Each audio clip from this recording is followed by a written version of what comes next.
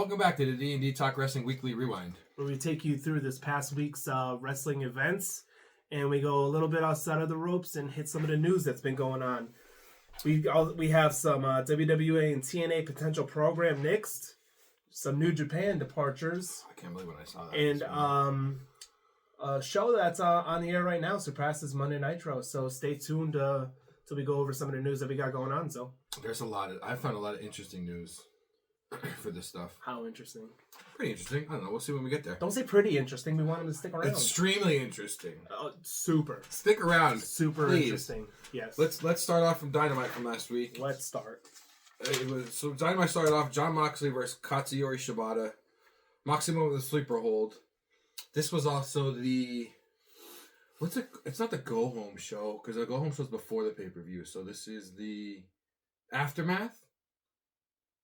This is the aftermath of Dynasty. So after that, Matt and Nick Jackson came out. They said what they did on Sunday was for Hangman Adam Page, and to get on the side of the Good Riders, to get on the side of the Death Riders, to be at peace with them and join the group. They were talking. Then Omega came out. Omega started talking shit, saying how they were like Shih Tzus or cats that shit all over the place from the owner. It was really random, the promo that he cut. But then he got in the ring for a fight, and that's when Okada came out to face Omega. But then Swerve came out with a chair because for what the Young Bucks did to Swerve on Dynasty. So it looks like Swerve and Omega might have a little thing going on. Swerve did say he's on the hunt now he's hunting the Young Bucks. It's Buck. I think he even said it's Buck hunting season, which was kind of funny. Yeah, that's. After that, yeah, it was a pretty good opening. After that was Swerve versus Pac. Swerve won with the Swerve Stomp, but the match had to be cut short because I don't remember what the move. Oh, Pac took a buckle bomb and landed on his ankle wrong, and he was holding his ankle bad. The doctor even came over, tried to get him in the ring, but as he was pinning Swerve, you can hear him say, "I'm sorry" to Swerve. So I'm hoping Pac's okay. It was announced in Collision that he is hurt, he is injured. They didn't say for how long he would be out, but hopefully he gets better soon. That's never a good thing to see a wrestler get injured. Next was a 8-man tag. The winning team got $400,000. AEW just does this every once in a while. I don't know. It was really weird. Was it like the lottery? No, it was. I mean, it was a bunch of random people. So Will Ospreay, Mark Briscoe, Mike Bailey, and Kevin Knight versus Ricochet, The Beast Mortos, Leo Rush, and Action Andretti. Kevin Knight won with his team with a spinning frog splash, which the way he's doing his frog splash, he can go up against what's his name from the Street Profits? Montez. Yeah, because he did it, and as he was in the like he turned, and I was like, oh okay, wow, like he was getting pretty good. But so their team won $400,000. It was really random. I don't know. Montez has the best frog splash in the game right now. Right now, yeah. Yes. Because Eddie's not around. Eddie does the best frog splash. Did you say Edge? Eddie. Oh. No. Well, Eddie hasn't been around for a while. But I'm saying he would do the best frog splash. Yeah, but I mean, RVD's was pretty good too. We can't. Really, yeah, RVD's was good. Can't really take it away from him. But no, probably Tez probably does. He just gets height. Yeah. The man's like super athletic. Height for no reason. Next was the Hurt Syndicate had a celebration for winning their match on Sunday with the tag titles. They were standing there, and then MJF's music hits, and he just comes out, and he just stands next to them like this, and he's like, "Okay, you guys can go on." And they're like, "What are you doing? What are you doing here?" Lashley was like, "We don't want you here." MVP was trying to vouch for him, but MVP said, "We're going to do it the old school way," which I never heard of this as the old school way. But it had to be 3 thumbs up. So, of course, MVP gave a thumbs up. Shelton gave a thumbs down, so it didn't even go to Lashley. Lashley's like, "Get out of here, you don't belong in here," whatever else. I still think somehow he's either going to get in there or form another group to go against the Hurt Dynasty. I just find it weird for someone's character like MJF to be trying to be in this group so bad. Like, because that's totally against every time he's done it, there's been a turn. Like when he first got there, he was best friends with Cody. Then he was trying to get, I don't know if it was the Pinnacle. No, it was the Inner Circle at the time. He was trying to get in Jericho's Inner Circle, doing the same exact thing. Then he turned on them. Like they're just repeating. It's not even like 10 years apart. The company's been around for 6 years. They're just repeating the same story again. It just seems weird to me. Like it would be like, I don't know, Prime Stone Cold coming out. It is weird. I did begging Vince McMahon to be a part of the corporation. I wish I remember the name of the show. I think it was called like The Wrestlers or something. It was on Vice yesterday, and it was going through like I want to say it was 2018 or 2017. And they were talking about a story of how MJF and MVP knew each other. And they were there. They were involved together. I never knew that. I didn't know that either. They were Darby Allin was involved. There was Darby Allin. I remember seeing Darby Allin, Ethan Page, MVP, MJF. It was like really cool seeing like some of this. I really want to find the name of the show just to watch the whole thing because it looked really cool. Yeah, that does sound interesting. Next was the women's Owen Hart Foundation tournament match. Chris Statlander versus Thunder Rosa. Statlander won with the Saturday Night Fever. Yes, that's Saturday Night Fever. And yeah. Okay. Right. Next, Chris Jericho came out, called out the rest of the learning tree. He had his little hissy fit saying, "You guys are disappointing me, this, that, and everything." Started breaking everything, broke the TV, was walking out. He said, "You guys are a disappointment," and he's not coming back until they prove him wrong. So, who knows when he's coming back? I was trying to see online if he was like injured or if he had like. You mean Jericho, right? Jericho, yeah. I was trying to see if Jericho was injured or if he had a movie going on because he did film a horror wrestling movie. Maybe that's coming out soon or something. It's real. I saw like a 30-second clip of it, and I'm like, "Who mixes a horror movie with wrestling?" It was really random. Well, technically, but not technically. Remember when Kane was in that movie? See No Evil? It wasn't wrestling. It wasn't wrestling. Yeah, but WWE had all those movies though, because they had like it was like WWE home movies. I think even called the Marine. 18 different Marines. Yeah, 18. What was the Triple H one? I can see the picture of the cover because there's like a school. There's him, like his daughter in the movie, and like a school bus is like the cover of the. Oh, I remember that. Yeah. There was so many random movies like there was that. So many random movies. I don't think the Tooth Fairy wasn't part of that. No, that's still random though. But there was that Stone Cold one where he's the like chaperone. The chaperone, that's yeah. Triple H, yeah. The Stone Cold one where he's like an inmate on that prison. Almost like that movie was pretty good. Old school Fortnite style, kind of. They were on the island and it kept getting smaller. That was a cool one. I actually like that movie. There was a bunch of random stuff like that. That'd be a cool episode to do on all like those old random movies. Reviewing all the old movies. Yeah, the old like WWE home movie because it was their own like brand. Yeah, that would be an interesting idea. Off topic number 1. There we go. So Dynamite ended with Claudio Castagnoli and Wheeler Yuta versus Samoa Joe and Hook. During the match, Moxley tried coming out, but then Shibata came out. So Shibata had Moxley in a chokehold. Samoa Joe had Claudio in a chokehold on the outside, and then Hook won with the Red Rum on the Yuta on the inside. After the match, Samoa Joe started talking shit. "Oh, you guys are a bunch of whiny babies, this, that, and everything." He challenged them for the Trios titles, which they're going to do. It was announced, but then it was changed because of Pac being hurt. It's actually Moxley is going to be taking his place. But the weird announcement that they made was Moxley's technically not part of the Trios unless he wins that match. He's just like a placeholder. So if they win, he becomes the actual like Trios champ, and whenever Pac comes back, Pac isn't the Trios champ. It's like the non-Freebirds rule. It's like weird. The opposite of the Freebirds. It was like the opposite. Like you need to win this so you can be it. Because if they lose, the Ops gets the title. But like in the record books, it still shows. If you're gonna use that like theory, wouldn't Pac be able to come back and be like, "I never lost my title"? He could be, yeah. That's why the Freebird rule kind of just. It was really weird the way they said it because they said like Moxley technically isn't a Trios champ unless he wins that match. Sometimes like I love how Tony Khan thinks out of the box, but sometimes he thinks like, so far out of the box. Like I love I forget the name of the type of match it is, but like when two guys start and every 2 minutes somebody comes in and the match ends as soon as somebody gets pinned, even if there's more people waiting to come out. I can't think what he calls it, but I love that type of gauntlet match that'll end early. Yeah, I guess it's like a gauntlet match. Yeah. I mean, that's thinking out of the box. That's good. But then this random thing is really because this is like what?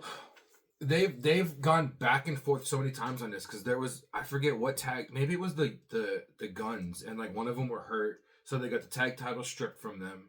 But then like another tag team, somebody was hurt, but like the third person came in for they've been doing really random like going back and forth like a double standard kind of with the title of like any tag or trio title. It's either you're hurt and there's nobody to take it up, so we're stripping the title, or you're hurt and the other person from the group is a placeholder, and if they win, they have that title. I don't know. It's kind of random. But that ended SmackDown. That ended Dynamite for last Wednesday. So we can move on to SmackDown from Friday. So SmackDown starts off. Nick Aldis is in the ring. He ends up calling out Randy Orton. Orton reminds Nick that he paid an extra $50K last time. So in case he got into the habit of handing out RKOs again. That was funny. I like he was that. going to just cover it the next time. So now Randy said that they're even.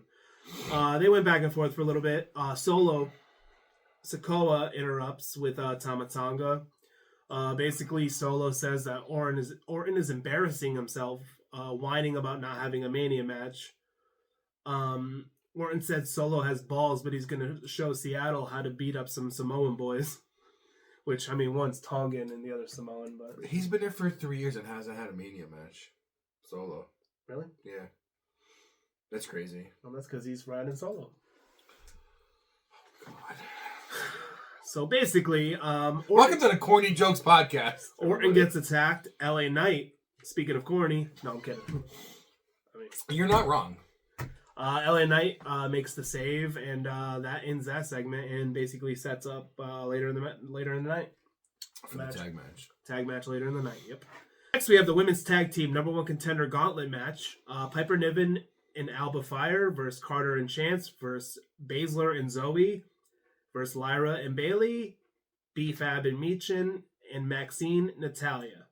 A lot going on in this match. Ended up the winners being Bailey and Lyra, so they are the new #1 contenders going into WrestleMania. I don't understand. That's kind of, we said this last week. We talked about random teams being just thrown together. But also, like, Lyra is the women's intercontinental title. Yeah. That should be every title should be defended at Mania. I feel like that was just a reason to get her on the card. I wonder how Chelsea's gonna get on the card. I don't know.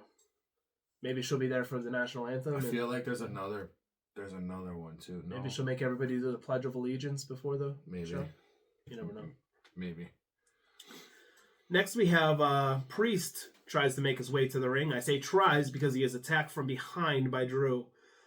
Drew takes full control basically and hits a future shock DDT on the steel steps on the Priest. So the go home SmackDown episode before Mania, or no, take it back. But this episode before the go home episode, Drew gets the upper hand. I don't like how they announced that match on like Twitter. Well, X. What's Twitter? Whatever. Our old heads. I don't like how it was just announced randomly during the week and it wasn't announced like on Raw or SmackDown. I feel like the build up for that match isn't as much as other people. Just like, oh yeah, these two are gonna beat the shit. Like I don't want to say they're just having that match to get them to at Mania, but that's what it kind of feels like. A little bit.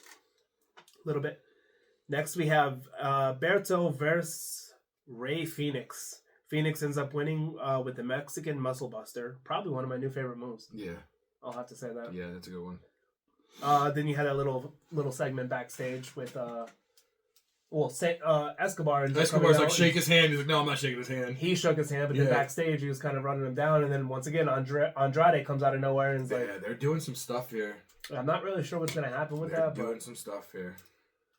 Then we have Roxanne Perez backstage wanting to challenge Tiffany. She was talking with Nick Aldis. He said, I'll think about it. Apparently, he thought about it, and that match was later in the night. We had Zelina Vega versus Chelsea Green. Winner by count out, Zelina Vega, but there was a little... I heard it wasn't supposed to be like that. Yeah. I was reading online it wasn't supposed to be a count out. There was supposed to, like, from what I read, and once again, it's just it's not official, but from what I read, it was that Chelsea kind of got caught up in the moment. She's supposed to get back in before 10. And was like yelling at the crowd and the commentators and all that stuff, and she kind of just lost sight of where she was and ended up getting counted out, which is hilarious in the long run. Because I think what I read, it did say that I think she was going to lose that match. I think Vega was supposed to win, yeah. Yeah, or either way, this outcome, this botch, I guess you could say, wasn't going to affect the storyline whatsoever. No, right. So it still ended the way it was supposed to. Which is funny because if we read that, if I think about what the wording of what I read, the storyline, maybe they end up at Mania together. Maybe it's a possibility. I don't know. Or because it was announced that stupid Andre the Giant Battle Royal, I believe, is on SmackDown this week. Hey, it's not stupid. It's dumb. That's just one of the things that they're trying to do to get people in. But like, well, you got to because not everybody's gonna have a match. I don't even know who you can even have in that. R-Truth. Yo, where's he been now that you say R-Truth? He's been preparing for the Andre the Giant Battle Royal. What do you mean? Okay. All right. Oh, you're right. Okay. Yeah, he's going to win. You are correct. What's up? Nothing's up. What happened next? What happened next? Yeah. Cool. I'm glad you asked because I have it written down and I could actually read it this time. So next up we have just kind of weird, but just 2 videos. Like one from Naomi, one from Jade Cargill. Oh, okay. Just kind of hyping up their match for Mania. Yeah, that's. I mean, it is what it is with that match. I don't want to sound like. I don't want to say I kind of forgot about that match. Like I thought it was just gonna be a SmackDown match. Like I sound like a Debbie Downer saying this stuff, but like that match doesn't have me like in it. That and the Priest, Drew match. Like, well, the Priest and Drew match is actually going to be a no disqualification. Is it? Street fight, yeah. Oh, that's right. Yeah. I saw that. Spoiler. Not really spoiler, but whatever. At least that has something going for it. This one, Jade's going to win. Yeah, 100%. Yeah, you don't really know she's going to win the match. You don't really know who's going to win in the Drew Priest, but yeah, if Naomi wins this match, like I would pee a little because I would not be expecting it whatsoever. Well, that's stuff we talk about in the podcast because I just had an idea about that match. So. Peeing? Our Mania predictions. I'm on a different level. Or as we're going to call it, you get them all wrong. Is what I'm just going to name it. I'm going to get everything right. You know why? Because out of all the wrestling podcasts in the world, I am the visionary. I knew it was coming. What happened next? I'm not doing this. The revolutionary. I'm not doing this. What happened next? The architect. You can't even spell architect. You can't even spell next. You're right, I can't. NXT, right? Anyways. We go into Cody Rhodes' promo, basically promoting the match. I did like how he was in the ring with all the old championship belts. That was cool. Yeah, that was pretty cool. Yeah, that was cool. I never knew about that blue belt. The one with the like blue leather. Oh yeah. No idea. It's always interesting to take a little trip down the. I do history. how he stopped on. I call it's not Eddie's title, but he stopped on Eddie's title for like a hot minute. Yeah, you got to. I like the little subtle things that they always throw in there too. Like, you know what I mean? But that was an interesting promo, but it's just really hyping up what's going on with him and Cena and what's going to happen with Mania with that. Next we have Tiffany versus Roxanne. So I guess Nick Aldis thought about it and he decided why not, right? Sure. Tiffany gets the win via the prettiest moonsault. There's that word that almost gets me all the time. Via. Nia and Naya. Where's she been at too? Anything that's at 3 letters and ends in Maybe she's going to be in that Battle Royal too. Moving on. After the match, Charlotte attacks Tiffany. So, yeah. As you're going to notice... Oh, we didn't even talk about before SmackDown, she jumped her in the parking lot. No, I did not talk about She was supposed to be banned from the arena too. Yeah, and the Street Profits were just watching it. Yeah, they were. They were just like, look at the 2 white women fighting over there. That's why they didn't get involved.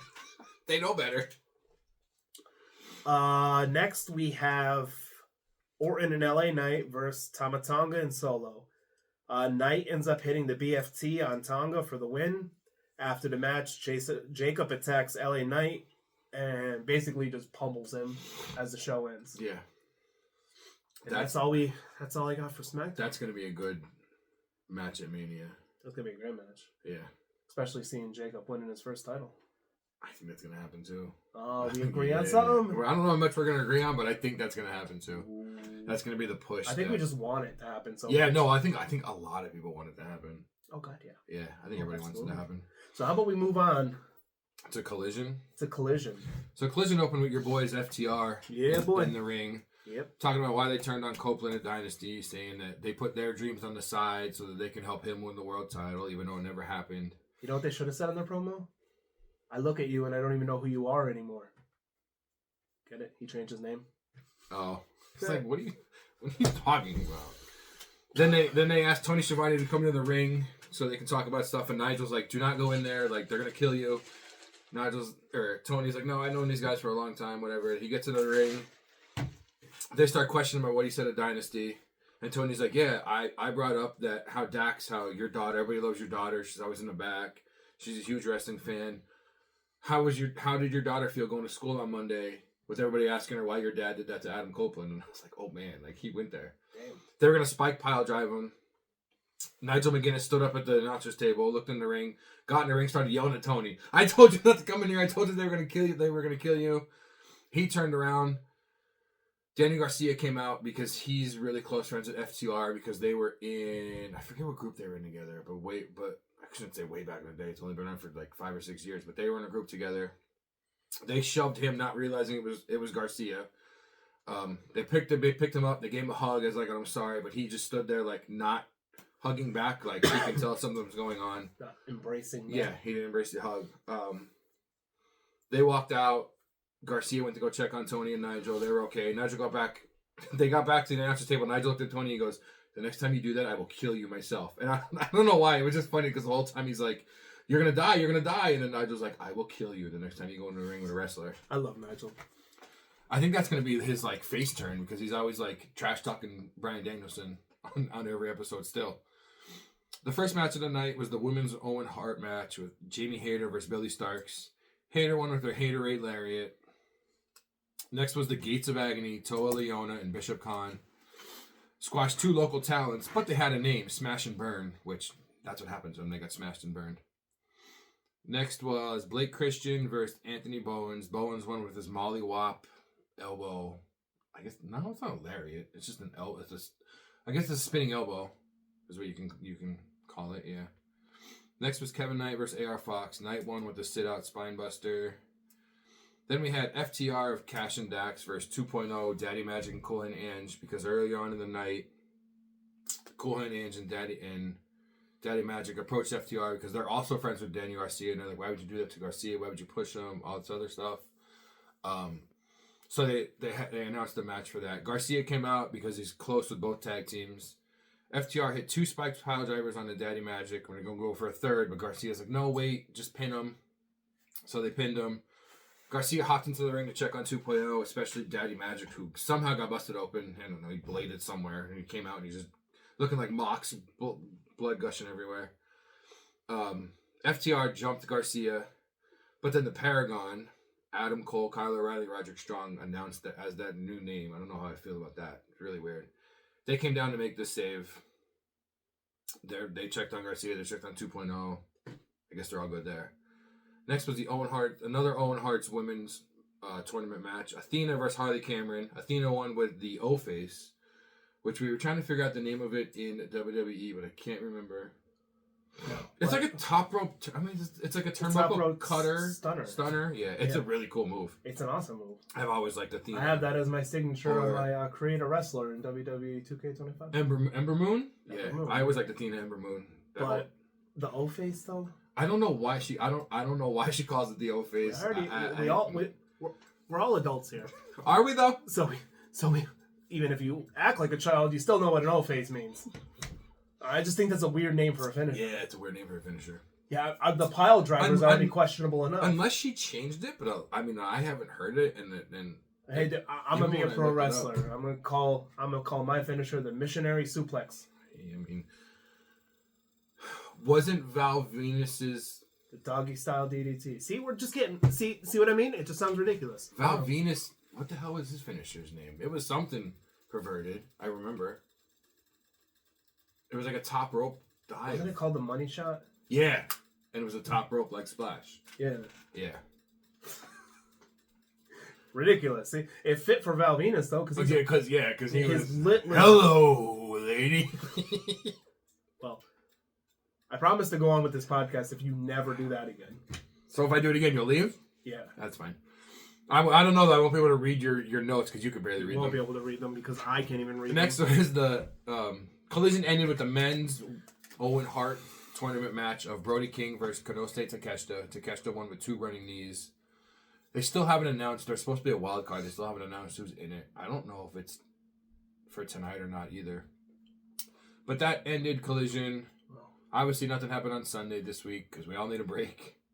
So let's go on to Raw, which actually, I believe Raw starts like 15 days in a row of wrestling. Because it's Raw. I saw that one graphic. Is it 15? Because it's Raw, NXT, Dynamite for tonight, Collision is on Thursday this week.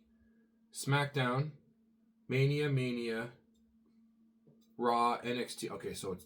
No, I got to be missing something because it's like supposed to be 14 days. That's only 9. Listen. No, maybe... No, 14 would be 2 weeks. You're above 10, and I know you're having difficulties right now. But we are also not watching the Hall of Fame this year, unfortunately. Not live, at least. No. When I saw what time that was on, I had an offense. It was. I saw 10 p.m. and then I see PT, and I'm like, that's not right. And I look it up. 1 a.m. No, I'm good. I'll just watch it at work. That's fine. Pacific time. Yeah, it was 10 p.m. Pacific time, and I was like, what's that here? Wait a minute. Yeah. Pacific time is behind us, though. No. Yeah. Yeah. No. Yeah. So what happened on Raw while I looked this up? So something's on at 8 o'clock here. Pacific time is 3 hours before that. What happened on Raw? Yeah, 10 p.m. PT to Eastern Standard Time is 1 a.m. Is it? Wait. Yeah. 10 p.m. 10 p.m. tonight would be 1 a.m. Thursday morning. Welcome back to the Two Idiots Trying to Read and Tell Time podcast. That's insane. I was like, oh, because remember I kept saying, why is it at 10 o'clock? Why are they cutting SmackDown to 2 hours? Well, if we would have looked and saw PT, oh, man. I just watch it at work. We don't do nothing there anyways. No, that's okay. Yeah, we got this. I'm sure we're going to be able to sneak it in a little bit. You know what I'm saying? I don't even care if we sneak it in. I'll announce it. Hey, don't bother me. I'm watching the Hall of Fame. We'll just play it on the radio. Mm-hmm. I'm sure they'll be able to hear us play it on the radio. Why we have our drinks in our little koozies.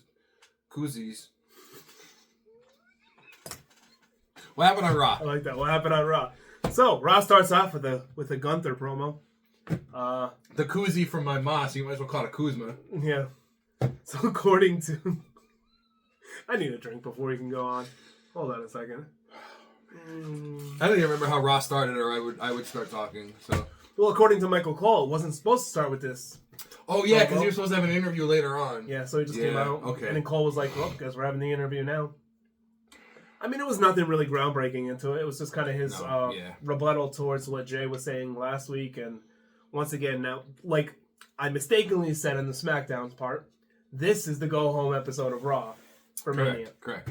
And I will say ahead of time, there was a lot of backstage stuff. I think they don't want to have an accident. They don't want to risk it. They don't want to risk somebody getting hurt, like Pac unfortunately did last week at Dynamite. Oh, 100%. It was a good promo and everything, though. Got me. I'm real pumped about this match too. By the way, I know. Oh God, yeah, no, yeah. The only thing I don't like about it is that we talked about it, like it's not main eventing a show, but not every match, not every important match, obviously can main event. Dude, it's giving me the whole Rocky IV vibes, man. Like, dude, if Jay wins, yo. I mean, Jimmy didn't die, but Jimmy pretty much died though. A little bit, and he's like holding his head the same way Rocky was holding. I saw that there was an X. It can't be a tweet. Of that picture of Rocky and Apollo and Jimmy and Jay, and I was like, oh damn. All I wanted Gunther to say, I should say Gunther. He should have been like, if he dies, he dies. Just like in the movie. I don't think he'd be able, although he's on Netflix, I guess they need to show a training montage of Jay God. in the snow. Training in the snow. It'd be a lot cooler if this would have been last year at Philly. Because he could have gone like to the Rocky statue. Oh, see that? Hunter, why are you not Hunter? Look, we're right here, man. Seriously. We don't need that much money. We're right here. No one else wants us, so you can get us on the cheap. Nobody else wants us. Yeah. Cheap. Really cheap. Look at us. Look at us. Two cheap hoes. Speaking of Val Venus before. That would be Godfather, wouldn't it? Yeah, but Godfather was selling them. Val Venus probably. Val Venus was a porn star. Godfather was a Godfather. Yeah. Yeah. To the women. Jesus. Anyways, let's go on to our first match of Raw, shall we? We have Liv Morgan versus Bayley. Bayley ends up getting the win via the... You said Liv Morgan on his own doubt. Do you know Drake slid in her DMs? Well, why would Drake slide into her DMs? She's above 18. A couple celebs, he slid in her DMs, and she won't say who else. But Drake was announced as well. Drake was one of them. Her and Dom were on the what's it called? The show where they both eat chicken wings, and if like you don't want to answer, you eat a wing. It's like by the same people that do Hot Ones. And Dominic was like, so Drake slid into your DMs on Instagram. Who else did? And she was like, I'm not saying. She's like, but don't worry, Poppy. I was like, oh, man. Oh, Jesus. But a roll-up, because she went to go do the Oblivion, and Lyra was holding on to Bailey, right? I just pointed at you because it's a roll-up. I know, but I'm saying with a roll-up, because she went to go do the Oblivion, but Lyra held on to Bailey, which they couldn't even get there. They looked like Jay and Michael Cole trying to do the handshakes in the beginning of the match because they couldn't get it off. They couldn't pull it off either. Hey, I bet if you were a wrestler and you won via roll-up, it'd be a fruit roll-up. Wow. What did Xavier Woods call it? Anyways, moving on to the next match. We have Rey Mysterio with the LWO versus Julius Creed and American Made. Mysterio ends up winning with a 619 on Creed. 619 and a splash for the win on Creed. After the match, Omos in his El Grande. I think it's Omos. You think it's Omos underneath that mask? Yeah. I think it might be R-Truth. He came out. El Grande. I'm surprised I'm really surprised it's not a mask versus mask match. El Grande Americano. El Grande. Is that what you got there? No, that's a Fenty. Oh. Yeah. Oh. I gotta go bigger. So I've heard. Go big or go home. He put the piece of metal in his mask again, though. Yeah, he had the loaded mask. That's what I have in parentheses. The loaded mask. That'd be a cool name for a finisher. For a luchador, loaded mask. I'm gonna start putting metal in my hat, just like I headbutt people. For no reason at all. At all. I've never headbutted anybody in the past 5 years, so I don't know why I would need it, but in case. It's always just in case. It's an emotional support medal. Mm. Yeah. There you go. Mm-hmm. I would say it would be a medal from like sports or anything like that, but I'm not athletic, so. No. How about you? No. Okay. I haven't been athletic in 20 years. Are you sure you were athletic 20 years ago? Yeah. 15? No, 17? All right, so maybe like 25 years ago. The pie eating contests don't count. No, I never did one of those. I played football for 10 years. What happened next on Raw? I'm not doing this anymore. This might be the last episode of the podcast. So what happened next? We had the War Raiders video package. It's talking about what happened with them in the New Day and says this is a war against the New Day. That match is announced for me and you. Yes. After that, New Day was backstage and they were asked about what they just saw, and New Day says what people don't realize is since this is all went down, they've been at war with everybody, so they're ready for it. I kind of like that rebuttal too, like just we're at war. Okay, cool. No one likes us. That was kind of cool. Next, we have AJ Styles versus Karrion Kross. Styles gets the win with a phenomenal forearm. After the match, Logan comes out, talks trash to Styles. Kross tries to sneak attack AJ, but Styles gets him first. Styles fights Kross, then Paul. Eventually, Paul got the upper hand and hit the pulverizer on AJ. That was actually a good match. I like how they were like, oh, he's trying to mess with AJ, and he went into like to the same person that does AJ's pants. He got his pants made. Oh, I do like. I hope he resigns. And then Kross was just like standing there with his hands behind his back, waiting for the phenomenal forearm. I was like, oh, okay, he's really like. I need that man to get a push. He really needs a push. Kross? Yeah. I like how they brought all the old stuff back. Fallen Prey, is that what it is? Yeah. I like the old entrance. Black and white. The old entrance, the black and white. I'm pretty sure that it's called Fall and Pray is the theme song. Then we have a short Jey Uso promo. Once again, just promoting the match. I was like, why are you calling Jey Uso short? Vertically challenged Jey Uso in a promo. No, you know why they're not putting those guys together right now. Yeah, it's one of your biggest matches in Mania. You don't want any little accident to happen. So next we have Kathy Kelly talks to Braun Breaker backstage, asking his thoughts on the Fatal 4-Way. Judgment Day ends up running in and attacking Braun, which kind of spills into the next event. You have Penta versus Finn Balor. Finn gets the win, wins the match by disqualification because Braun comes out and attacks Finn. I love when Braun came out and Carlito was like, I'm not doing this again. He like ran away. That was very confusing for me to say. I don't know why. Basically, everybody just ends up brawling at the end of it. So, like, it's the go-home show, man. I when I watched it, like, it was a good show, but you knew everything was just kind of leading into this week. There's either going to be a lot of back and forth talk, or something like that where it's a multi-person thing and you can have like a big brawl in the ring. So to finish the night, speaking of big brawls in the ring, we have the segment between Roman, Seth, Punk, and Heyman. Well, did you get Shield vibes when Seth came out? A little bit. I saw that and I was like, what's he doing here? So, I mean, you guys better tune into the WrestleMania predictions video because we got some stuff to talk about. I got some theories for this match. Oh, no Austin? None of them start with Austin. None at all. He was on that show I was watching before too. Really? Yeah. I love Austin. I didn't know it was him because he had a hat on backwards and like AJ Styles long hair, and I was like, I know this person, and I couldn't. And then it came up Austin Theory, and I went, oh wow, okay. Yeah. So this segment was awesome. I'm not gonna lie. Seth didn't say what his favor was, did he? No. That segment was he didn't really even good, say though. that he was gonna cash it in. Yeah, he just like he said. So like favors are for. I mean, I didn't forget write what the exact words were, but whatever he said, I was like, oh, okay. I didn't even write anything down for it because basically, it's all just still up there. But I mean, it started with Roman coming down, Roman and Heyman, and the first thing when Heyman tried to hand Roman the mic, but it started in the back when he was waiting for Roman and Punk comes up and puts his arm. He's like, "Look at my eyes.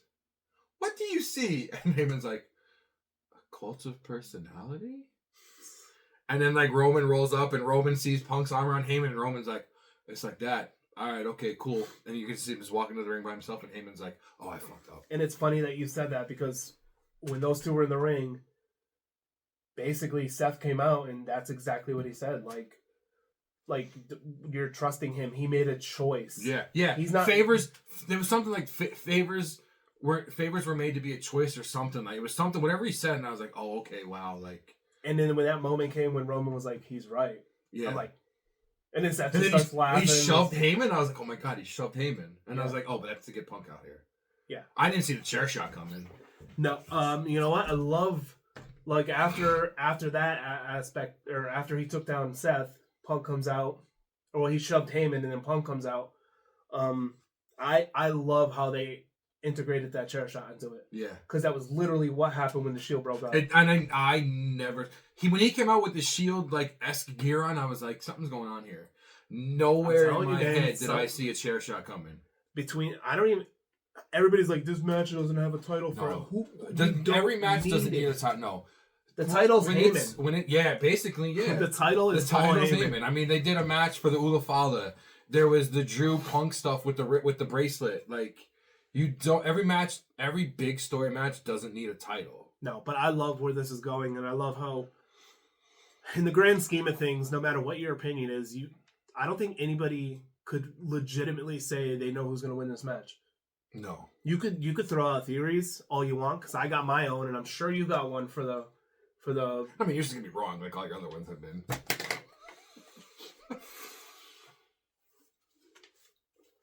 Yeah, obviously.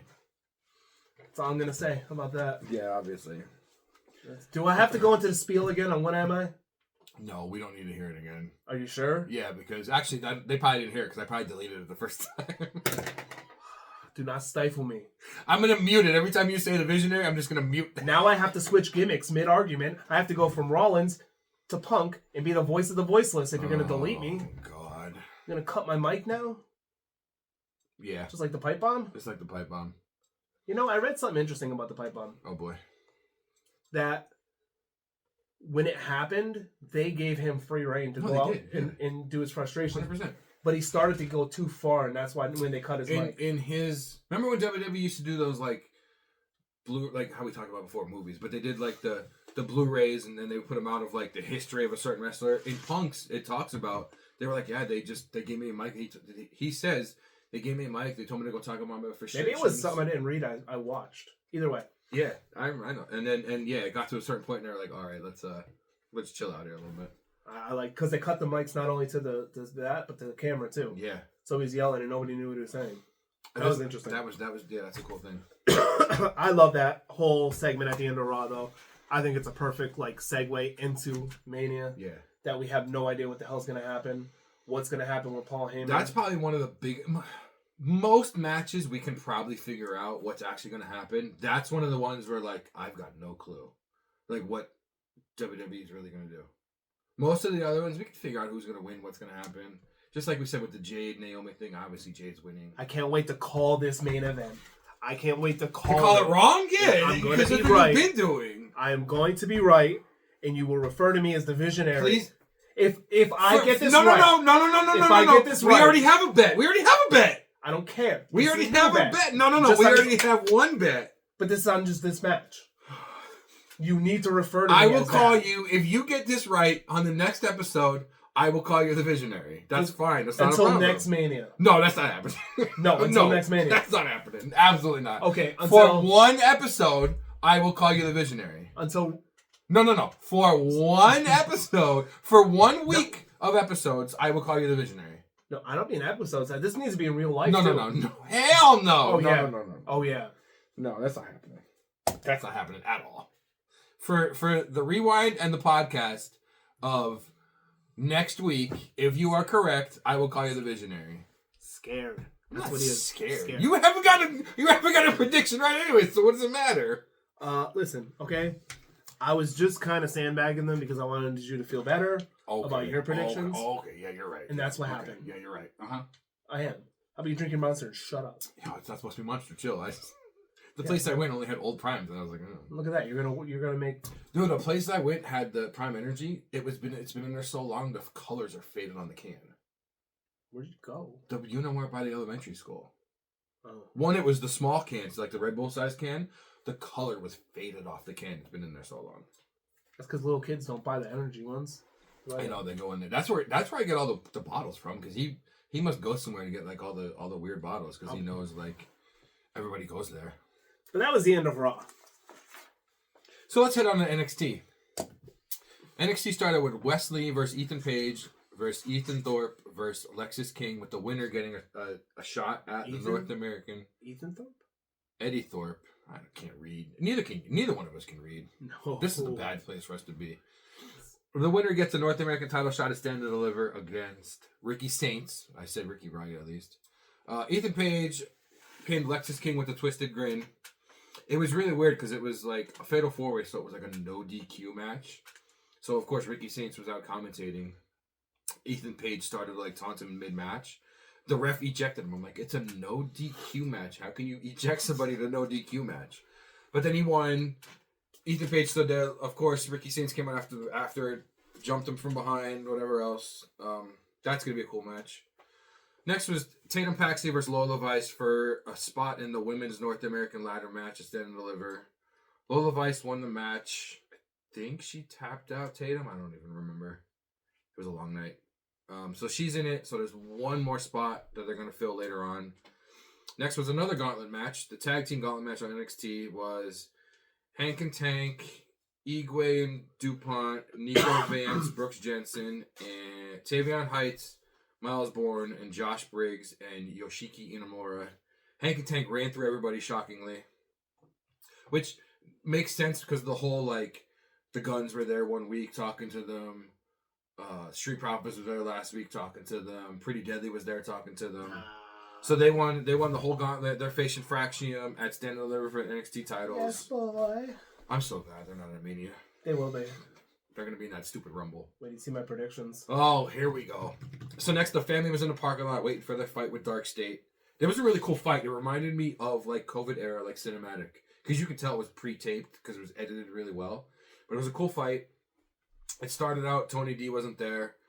I can't think of the... Cristofino was like, where's the Don? Where's Tony D at?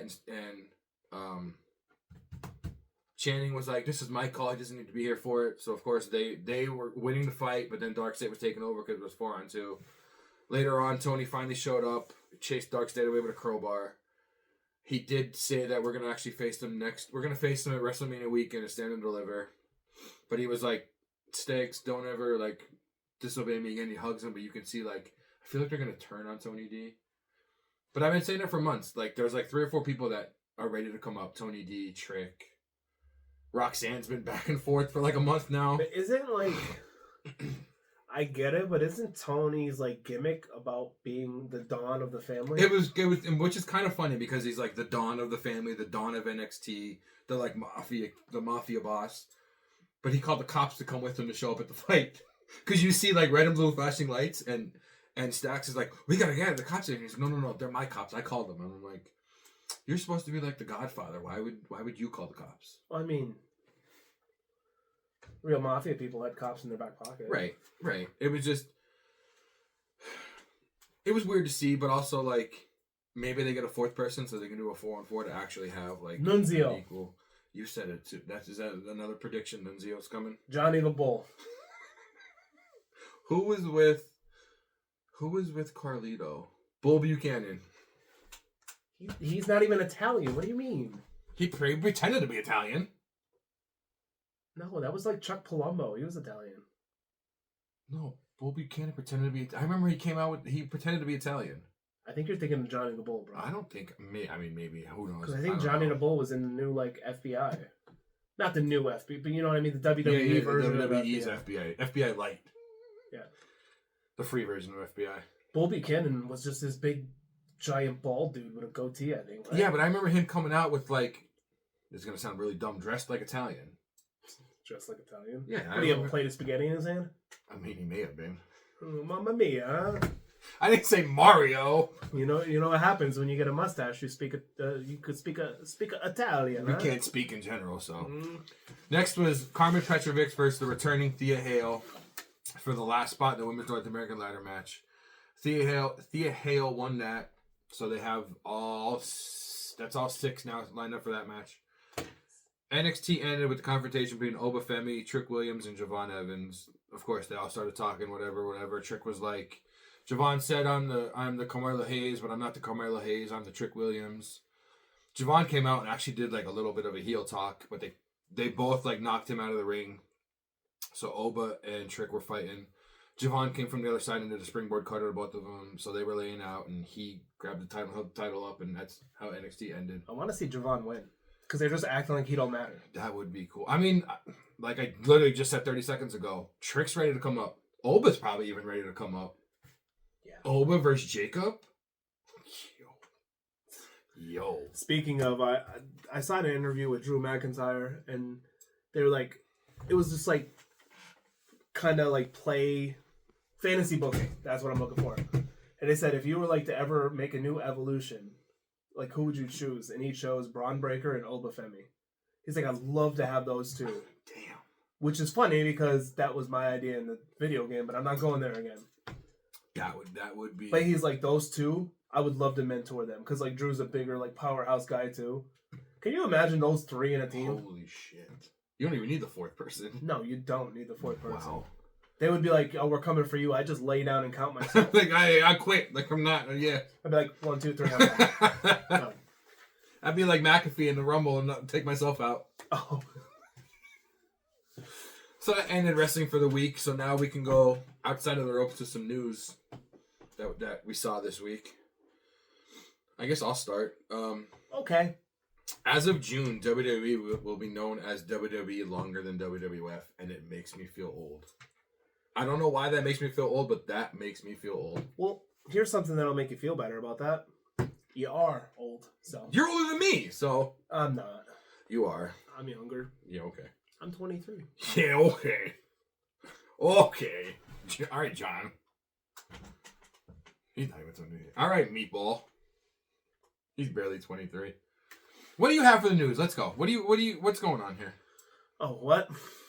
Oh. So here's a little something if you want to pay attention to tendencies that happen in wrestling. A lot of people are reporting that John Cena is advertised for the Raw after WrestleMania, but Cody Rhodes is not. I didn't know the Cody Rhodes, but I didn't see that. So their speculation is that Cena's gonna win. Yeah. Wow. I didn't, because he's even. But then again, like maybe I don't know. Maybe Rhodes wins and just gets the crap beat out of him, and that's why he's yeah, that could be it too. Yeah, maybe like. Or Cena comes and Travis Scott finally comes back. Makes excuses on why he didn't win, but it could be anything. I mean, the Rock hasn't been there since the Rumble. Like, he's supposed to be in this whole story, and he's not. He hasn't even been there. No, he just counts the 3 and. Is it debuting? I mean, there's no movie with him in it right now. I don't think that he could be in like Hollywood. I don't know why he hasn't been there. Now that I'm thinking about it. So I have Hikuleo is expected to make his NXT debut in May or June, and obviously being an Oos, he's expected a big push. Debuting in NXT is a little weird for me, but maybe they don't think he's. I don't know. Solo did. Solo did. Jacob didn't, and the Tongans didn't. Maybe they feel like he's not as known as them. Well, Jacob didn't need to. The Tongans, I think, would have been disrespectful because the Gorillas of Destiny, like they were one of the best tag teams in the world at one point. I think that would be like a slap in the face. I feel like a lot of people don't know Hikuleo more than like those three. Because even like Solo was in the Indies, but I never really heard of him before he came to NXT. Well, I mean, and his name is Solo, not Solo. What was it? The Street Champ? Solo Uso. Solo Uso. Well, Jimmy Uso, Jay Uso, Solo's their brother, so but his name is Solo Sikoa. Rikishi Uso? Is that what you're trying to tell me? I'm just saying they're all brothers and they don't have the same freaking name. I didn't understand that. They don't need to have this. They're different mamas. That's like Bret Hart, Owen Hart, and D'Lo Brown. They're all brothers. They might be. You don't know. They all have different. They got different moms. Yo, leave it alone. What else? What else do you have for the news? I don't know. All right, well then I'll just keep going. Okay, go ahead. So Jay Uso went sneaker shopping at Complex, and he bought the Run the Jewels Nike Dunk High SB collab for $316. The Fragment Design Cross Clout Cross Nike Dunk Low SP for $772. Jesus. And then the Nike Air Max 180 Dorbingers for $237. And the whole, like they're ringing it up, and he goes, "All right, the total's $1,442." He goes, "Yeet." It was cool. Like, I'll put a picture of the shoes. It was a cool episode. They're only like 10-minute long things, and it's literally like 10 minutes long, but the last 2 minutes is shoe shopping. But then he talked about how like I love those things. I know he talked about how like Roman never used to have like style because like the guy showed a picture of everybody in sneakers and Roman's in penny loafers. He's like, "Roman, man, what are you doing?" And he's like. But then they talked about how Roman got the Jordan deal, kind of, and he's like, "No, man, Roman's got them big Uso feet. You know, he don't have my size. What's going on, Us? Let me get my own pair." It's cool. I like watching those. They're cool. Yeah, me too. In the past, we reported that Mariah May's contract was up with AEW, but reportedly it runs through November. Actually, she did ask for her release, but it was denied. From the knowledge of.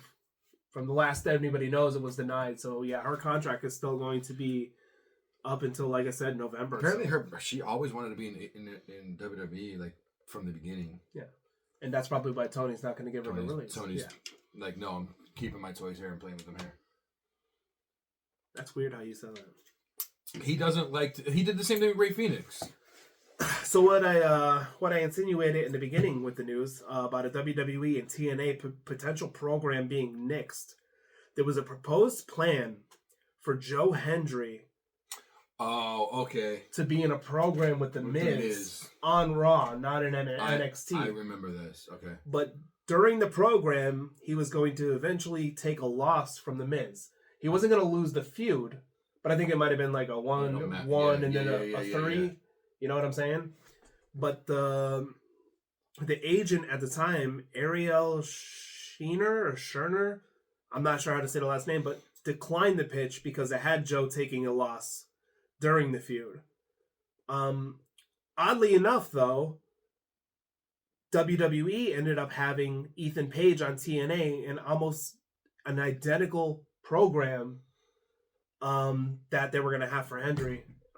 I can understand it though, because if Hendry's going to be the TNA champ, you don't really want him losing on the other brand's show. Yeah, but if it was a best of 3 and they both won one and then Hendry went over on the end, then that's what I would be compromised. That could have been when he was hurt, because I think he was hurt too with his shoulder for a little bit. Because the Miz, everybody says the Miz is a jobber, but the Miz is also a former World Heavyweight Champion. He's a Grand Slam champion, so it's like. To get him on Raw instead of just NXT would be a big against the Miz would be a big thing. And it's funny to say now because that man does not work for TNA anymore. Who? That Ariel guy. Oh! He was a TNA talent. He was a TNA agent. Yes. Oh, okay, I got you. Yeah. When they first opened the forbidden door, I guess you could say, the talent in NXT complained about him trying to be backstage all the time. And they were like, "Yo, like this is for only wrestlers. Like, dude, stay out." And like he tried to, like the managers or whatever over there. And no, like I mean, it wasn't saying that he was let go because of that or because of this stupid idea. I'm gonna say it's a dumb idea. But yeah, he's no longer with the company anymore. But can you imagine like we'll say the Moose and the Obafemi thing. Like, what if that went one match, and then a tiebreaker where whoever, whatever. Right. I'd be okay with Oba I'd be okay losing. with that, with 1-1. I think his thing, he didn't want to make their world champ look bad. Because he's the TNA world champ. That's the only thing I can think of. Yeah, but then he was in the Rumble and got tossed the hell out by Roman, like, immediately. I don't know if he was a champ then. He may have been. No, I don't think he was. Sheamus during that whole thing was the best. So mad. He was the best part during that. He was the best thing during the whole thing. I mean, I think it would have been good business. Because, like, obviously only one person could win, but, like... It would have, it would have got him out there going to Raw. Right, going to Raw, there would have been, like... Somebody could have been Raw's on Netflix. Like, right. How many eyes are on that? And somebody not really knowing TNA and the crowd's going crazy and they're like, why is the crowd going for this guy? I've never even seen this guy. That to me is just like a pissing match. Yeah. Our guys aren't gonna lose. Like, chill. Like, it's not. Who does it remind you of? The first Invasion angle. WWE's not losing. So I have Gunther has signed a new deal with WWE, and his big request in it was a tour bus that he got. So he's like, all right, cool, I'll resign. He just wanted a tour bus. You know, everybody's gonna have tour buses eventually. It's probably so much easier. I'm probably not going like cross country, but like if you're doing like a coastline tour thing, it's probably so much easier. Is Kaiser gonna get the roll with him? In the little thing in the back, the little hitch in the back. Him and Tiffy? Oh, I forgot that. Yeah, him and Tiffy. No, Tiffy's probably got her own bus. I'm surprised. Well, no, that'll be a Mania talk. Never mind. We'll talk about that during Mania. The ring general. You know, you want to ride in his thing. Whoa, boss! What? I'm just saying. Don't say it that way. His RV. There you go. Okay. I'm going to ride on this thing. Jesus Christ. What else do you have for the news? So, I have one of the departures from New Japan, and I know you have a couple. Yeah, okay. Other ones. So, the first one, New Japan announces the departure of Jeff Cobb. 42-year-old vet was one half of the IWGP Tag Team Champions at the time, with the promotion revealing the titles have now been vacated due to Cobb being done. So, there goes vacant. Another championship reign. Championship vacant. Him and Callum Newman were the tag champs. They did vacate it. Cobb's final match in New Japan will take place at Corrigan Hall this weekend, April 19th, against Hiroshi Tanahashi. Oh, look at that. Yeah. That was a wonderful transition, too, wasn't it? To go along with that, I woke up this morning and saw two more departures from New Japan. Bushi has asked for his release from New Japan, and it was granted. His last match will be May 4th in Fukuyaka? Probably. I'm probably saying it wrong. Yeah, sounds right. Sounds right. Also, New Japan and Tetsuya Naito are parting ways. After weeks of conversations between both parties, both parties have mutually agreed to not renew Naito's contract. His last match is also May the 4th at Fukuyaki.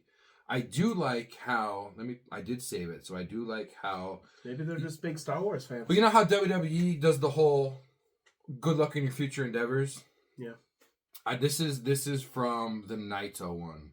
New Japan Pro Wrestling's deeply apologized to New Japan Pro Wrestling and Naito fans for any concerns this announcement may cause. Naito will make all his scheduled appearances through the Dontaku series, concluding May 4th in Fukuyaki, and looks forward to your ongoing support. I like it how they're like, we're sorry to the fans that like this is happening.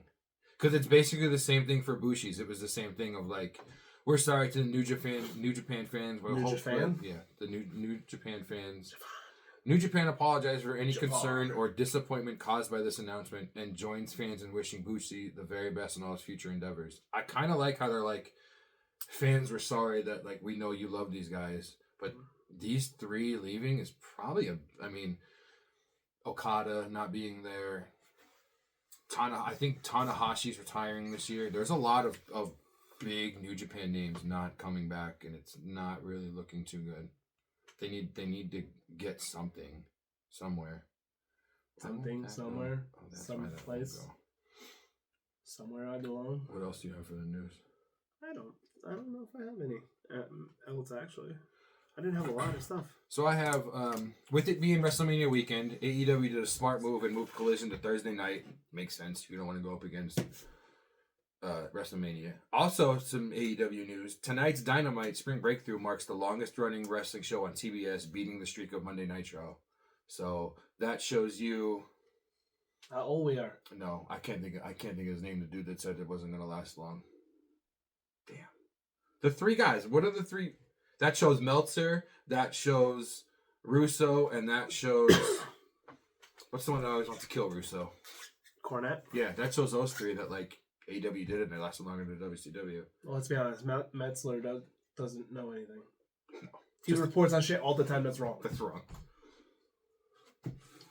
Like, we get in our feels if we're doing something and we make a mistake on here. Like, oh, man, we don't want to spread misinformation. He don't give a shit. This man makes a living off of spreading misinformation. And the worst part is his first name. He's making us look bad. What's that face for? He's making us look bad. That was my mad face. Oh, God. So, TNA star Steph DeLander, who I wish I would have wrote her name down when she was in NXT. Her and Mance Warner just announced their engagement. I've seen Mance Warner on AEW a couple times, but that's cool. Congratulations. The last part for the news that I wanted to talk about, and it's a bit of a... I don't want to end on a downer, but... Oh, we're ending on a downer. Yeah. April 9th, GCW mourned the loss of Sandra Culbertson, the longtime partner and wife of Nick Cage. I would not have known of GCW if I never saw the Dark Side of the Ring Nick Gage. And I remember her being on there and all that stuff, but it didn't say how old she was. But us here at the DDW podcast do send our condolences out to Sandra's family, and especially Nick Gage. Absolutely. I saw that last week and I was like, oh man, like, I remember seeing her on that show and she was always with him all the time at every show, no matter what he did. She was always visiting him in jail. And that was a big, when I saw that, it was a big hit, and I was like, oh man, like, we want to send our condolences out to her family and Nick Gage and the GCW family, because she was always backstage at shows. Absolutely. That ends the news. So we can go into there's actually 2 shout-outs this week.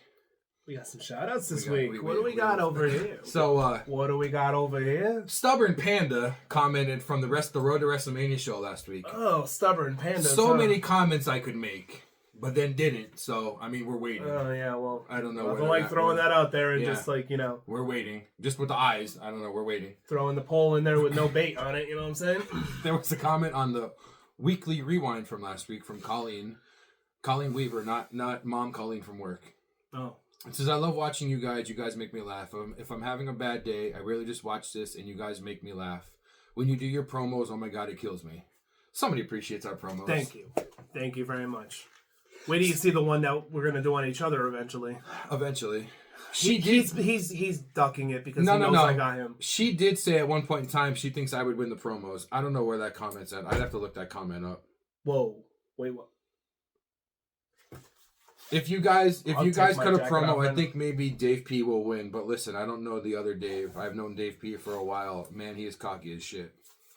So, yeah, just putting that out there. I'm just saying what the comment said. That's all. I'm just saying what the comment said. Now you got my old face. Speaking of promos, do you have a promo for this week? Yeah, against you. Let's go. No, I'm kidding. We need to have a special episode for that one. It is. It's just gonna be the whole episode. We just need to have people outside to make sure that we're okay. We don't fight. No, we don't need no. That's fine. No. Do you have a promo for this week? I don't know if I have a promo for this week. Do you have a promo for this week? I do, because I've heard this word. I've heard this phrase 3 times now this week. Phrase or word. I don't remember the last person that said it. I think it was maybe said on Raw or something about Raw. Okay. But then Bully Ray said it on LFG this week from that BJ Ray, because he's a. But then it was also said over the weekend. People going into business for themselves.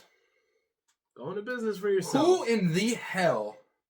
This will be work related, but we're not going to try to throw no names out there. It might get a little heated, so I get the point too. Who in the hell do these people think they are going into business for themselves against us, or specifically me? I don't know what you're trying to gain or what you're trying to win, but it's not going to happen.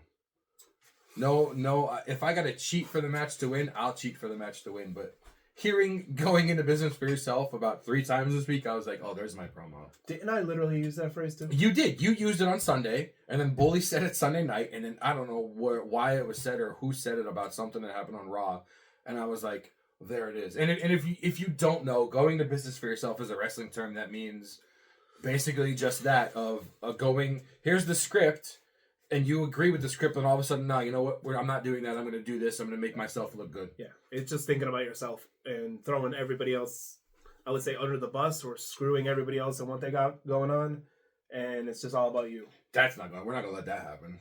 No. Did you see the LFG one where Bully Ray talked about it? I didn't see the latest LFG. I was trying to catch up on the past episodes. I just saw clips and I was like, it started out as a tag match that BJ Ray that's the one that cut that promo on Bully like in the beginning. Yeah, he was like off the show for a while, and now he's back.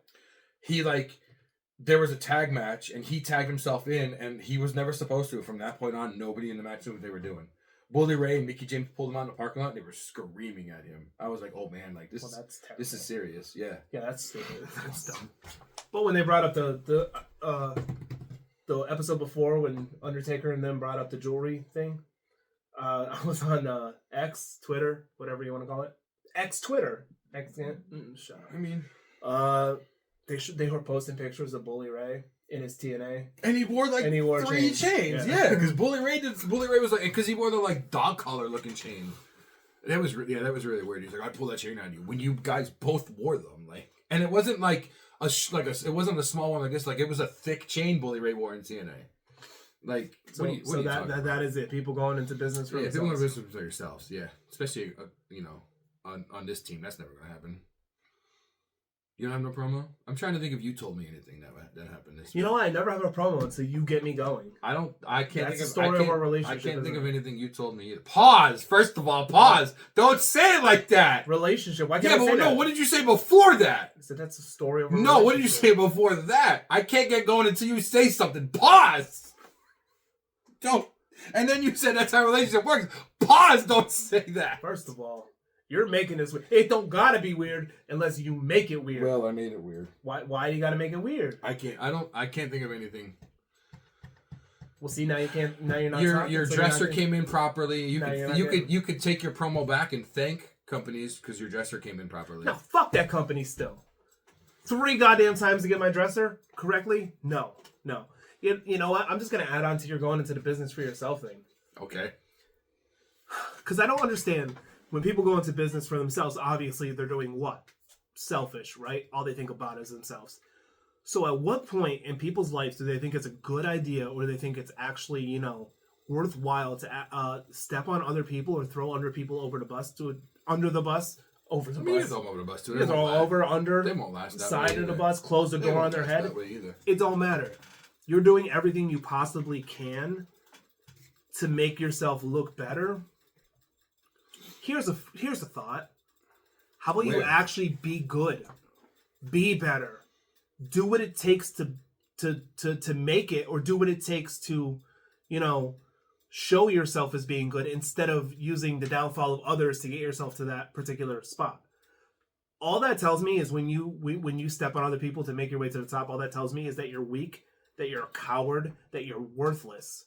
And I know those are strong words to say, right? And now we're watching out for you. Those are very, very strong words to say. But it's true.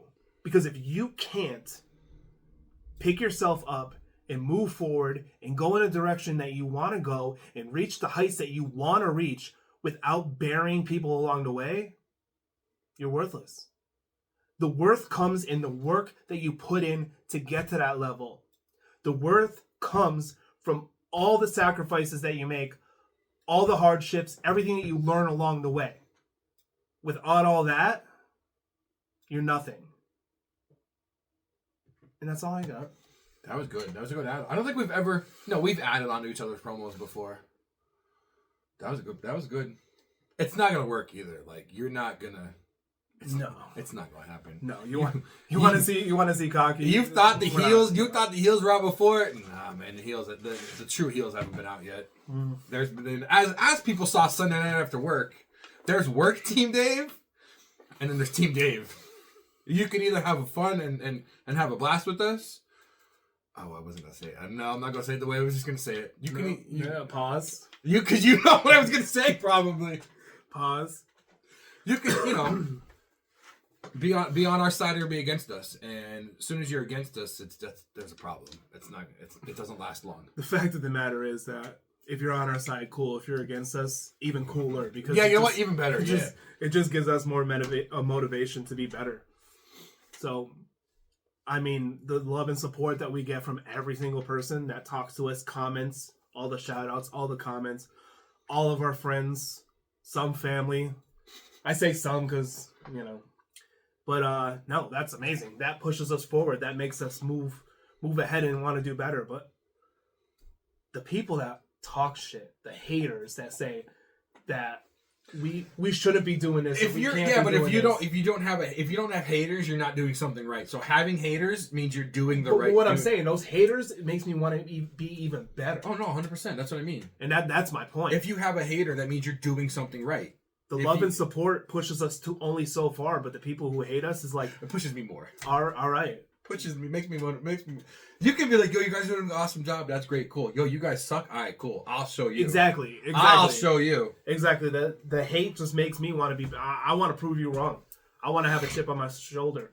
My favorite basketball player growing up was Kobe Bryant, and I love that mentality that he had. That's none of the talks we've ever had. You've always put Jordan in front of Kobe. No, for the GOAT of all time is Jordan. Okay. But my favorite player, I got you. Yeah. I understand. In the grand scheme of things, my opinion means shit. I got you. But like the GOAT is Jordan. My favorite player was Kobe. Right. Yeah, the GOAT is Jordan. My favorite player is Iverson. I got you. Yeah. But I loved his mindset. You're either going to be the best or ball hog. You're not. Oh, not that mindset. Oh, Jesus Christ. That's it for the weekly rewind this week. At least Kobe knew how to dress, unlike Iverson. He brought hip hop in the. As you stated, Iverson brought hip hop in the NBA. Yeah, and Kobe brought greatness, so they're different. Thanks for watching this week of the Weekly Rewind.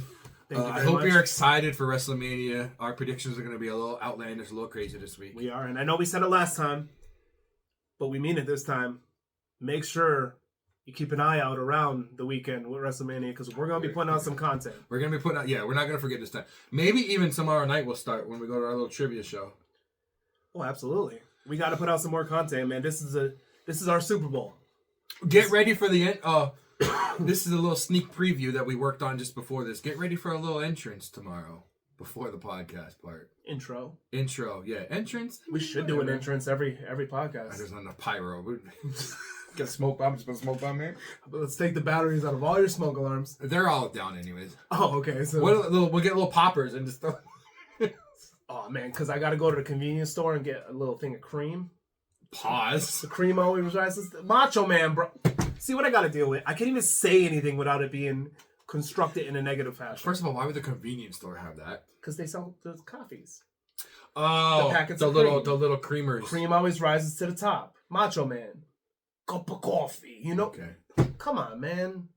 I understood it. You just... I don't know why I was like, why would you not just go to the grocery store? Yeah, I'm going to get a whole bucket of fucking cream. Is that what I'm going to do? Thank you, everybody, for watching. We'll see you guys next time. Later. Bye. Welcome back to the D&D Talk Wrestling Weekly Rewind. No, that was Mikey. Oh my God! This tag team #1 contender gauntlet match. You had Piper Niven and Alba Fire versus Carter and Chance versus...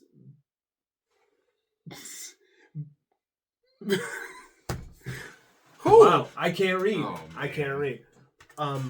So yeah, I'm just gonna stop right now and just pretend that none of that ever happened. Just start over. I'll delete it. I don't care if you delete it or not. Well, now that I said it, I'm gonna. now you're gonna have to delete it. Okay. What the fuck happened to me? Did I have a stroke in the middle of reading? That or you can't read your own goddamn handwriting. All right, ready?